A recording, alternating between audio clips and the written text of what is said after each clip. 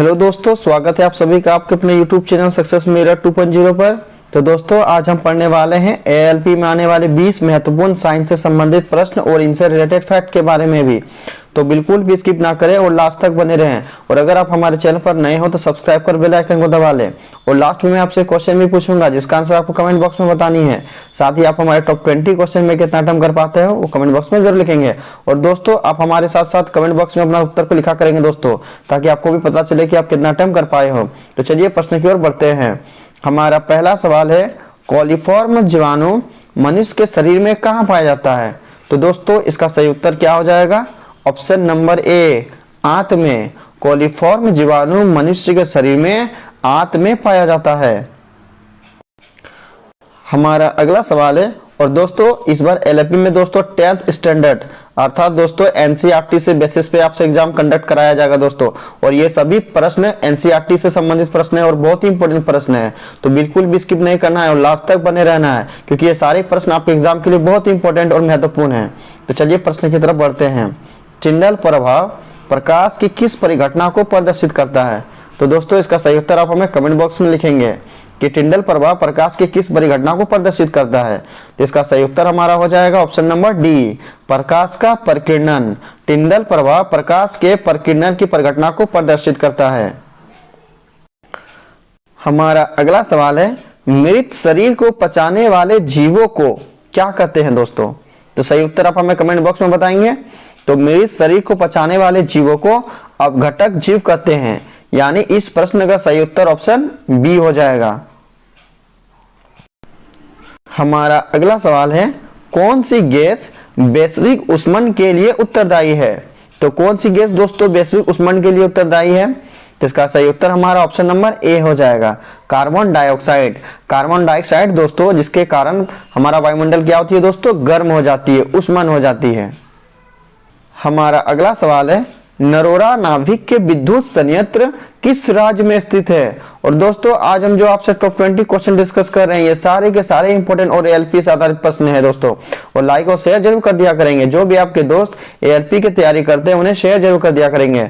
तो नरोरा नाभिक के विद्युत संयंत्र किस राज्य में स्थित है? इसका सही उत्तर हमारा ऑप्शन नंबर सी हो जाएगा, उत्तर प्रदेश। नरोरा नाभिक के विद्युत संयंत्र उत्तर प्रदेश राज्य में स्थित है। हमारा अगला सवाल है, द्विसंकर क्रॉस के फलस्वरूप उत्पन्न पौधों का फिनोटॉपिक अनुपात क्या था? और दोस्तों ये इंपॉर्टेंट सवाल है। तो इसका सही उत्तर क्या हो जाएगा? ऑप्शन नंबर बी, 9:3 और अनुपात 3:1 दोस्तों। हमारा अगला सवाल है, विद्युत मोटर की क्रिया किस पर आधारित है? अर्थात विद्युत मोटर किस सिद्धांत पर कार्य करती है? तो इसका सही उत्तर क्या हो जाएगा? ऑप्शन नंबर ए, विद्युत धारा और चुंबकीय प्रभाव के आधार पर। हमारा अगला सवाल है, विद्युत धारा के कारण उत्पन्न चुंबकीय क्षेत्र की दिशा ज्ञात की जाती है किससे? तो इसका सही उत्तर क्या हो जाएगा दोस्तों? ये इंपॉर्टेंट सवाल है। तो इसका सही उत्तर हमारा ऑप्शन नंबर बी हो जाएगा, फ्लेमिंग के वाम हस्त नियम से विद्युत धारा के कारण उत्पन्न चुंबकीय क्षेत्र की दिशा ज्ञात की जाती है।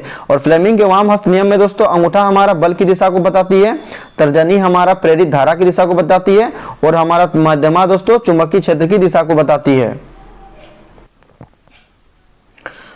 हमारा अगला सवाल है, घरेलू विद्युत परिपथ में उदासीन तार का रंग क्या होता है?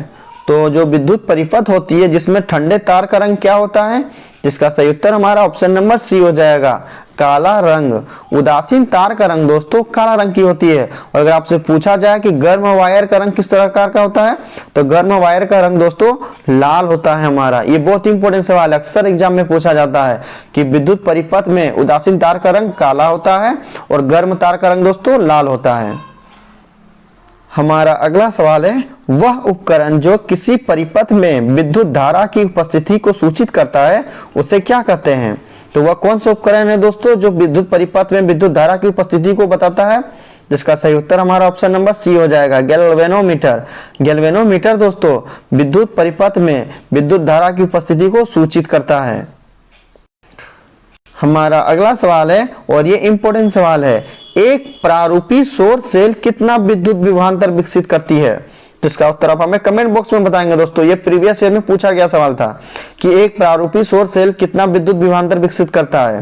तो इसका सही उत्तर हमारा ऑप्शन नंबर ए हो जाएगा, 0.5 से 1 वोल्ट तक दोस्तों।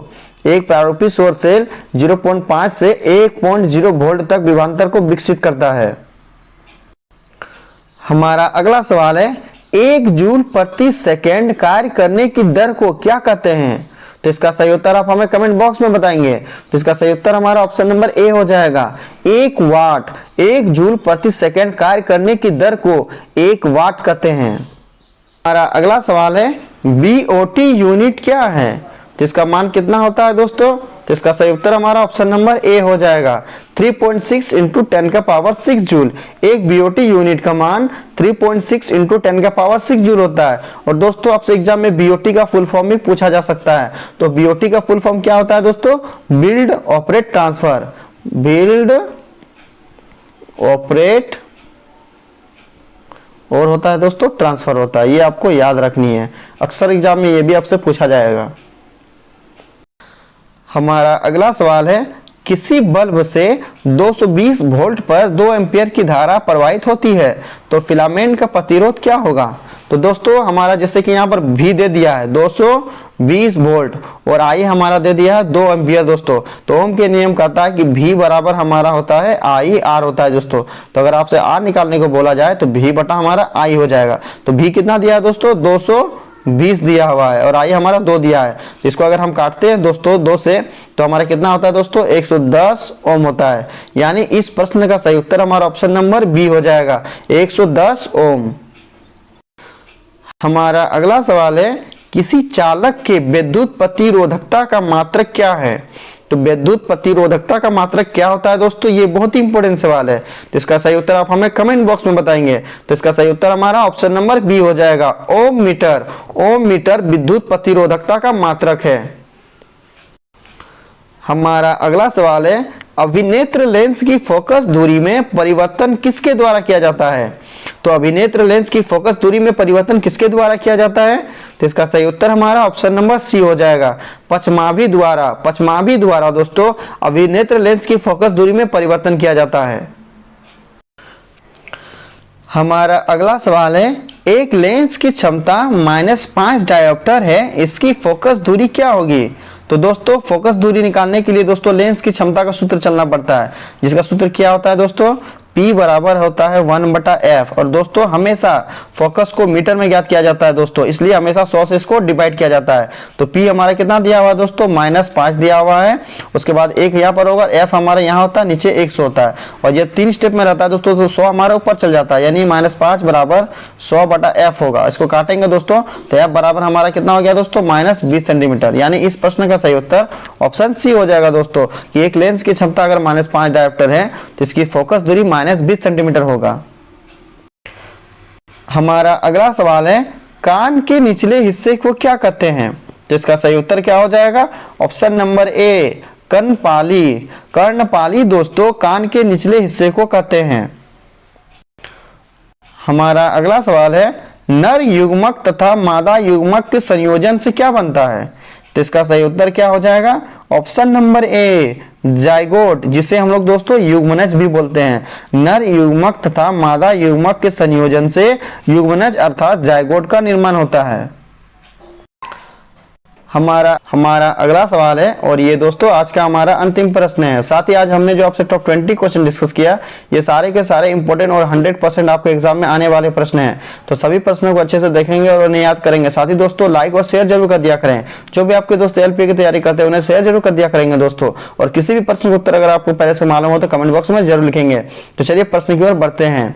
निम्नलिखित में से सबसे अधिक अभिक्रियाशील हैलोजन कौन सा है। तो दोस्तों ये इंपॉर्टेंट सवाल है और इसका उत्तर आपको कमेंट बॉक्स में बतानी है।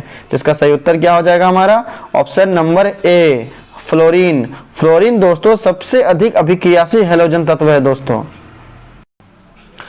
अब लास्ट वीडियो के क्वेश्चन का आंसर। लास्ट वीडियो में मैंने आपसे क्वेश्चन पूछा था कि जब मेंडलीफ ने अपना कार्य आरंभ किया तब तक कितने तत्व ज्ञात थे, और इसका उत्तर सही ऑप्शन नंबर डी था, 63। और लगभग सभी स्टूडेंट ने इसका सही जवाब दिया और मोस्टली स्टूडेंट ने इसके बारे में डिटेल्स में लिखा। तो मैं आपको फिर से बोलूंगा कि क्वेश्चन के बारे में आपको जितना ज्यादा से ज्यादा पता हो उन्हें आप लिखा करो, क्योंकि जो चीजें आप लिख देते हो उन्हें आप कभी नहीं भूलते हो। अब आपके लिए आज का सवाल है, निर्वात में प्रकाश की चाल कितनी है? 4 ऑप्शन दिया गया है, सही उत्तर आपको कमेंट बॉक्स में बतानी है। साथ ही दोस्तों आप हमारे टॉप 20 क्वेश्चन में कितना अटेम्प्ट कर पाए हो कमेंट बॉक्स में जरूर लिखेंगे। तो चलिए दोस्तों मिलते हैं नेक्स्ट वीडियो में, तब तक के लिए बाय बाय, टेक केयर।